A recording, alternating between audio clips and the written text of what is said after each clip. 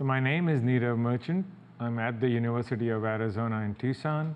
I'm also the co-PI for Cyverse, which is a national-scale cyber infrastructure that's funded by National Science Foundation. I also oversee what's called biocomputing at the University of Arizona. Scientific computing is what is driving innovation across all our disciplines. There is no discipline where computing is not playing a central role. And so scientific computing to me is something that we have to have a good grasp on. And without that, we are not going to see the level of innovation we need across any discipline. My specific interest is in large-scale data management and also usability of the systems. Some of my favorite scientific computing tools for data are iRODS, which is Integrated Rule-Oriented Data System for managing data. I also like languages like Python and Perl for managing tasks. And then I know you asked me my favorites. I'm giving you a few of my favorite. I also like to use Makeflow and WorkQueue for distributing my tasks. My most memorable technical challenge has been moving not so large data, but across continents from Africa to US, and all sorts of challenges that we ran into. Most of them were social rather than technical, but they presented themselves as a technical challenge.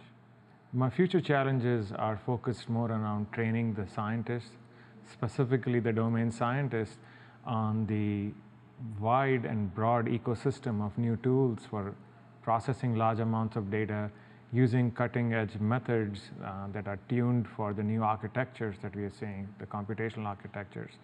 And how do you collaborate with these large data sets, complex computing systems, and work as a cohesive team? And how do you employ those tools for the right type of data? And training the scientists to do that effectively is what is a challenge that I'm focusing on. The first advice I would give them is do not fall in love with just one paradigm or one method. Learn the concepts behind it, get the understanding of why something is done, and then choose the appropriate tools given the time frame, and be prepared to reinvent yourself almost every 2 to 3 years, because it is a moving target. But never lose sight of the scientific question that you're trying to answer, and do not make it purely a technology pursuit, but use the tools, whether they're 30 years old or 3 years old.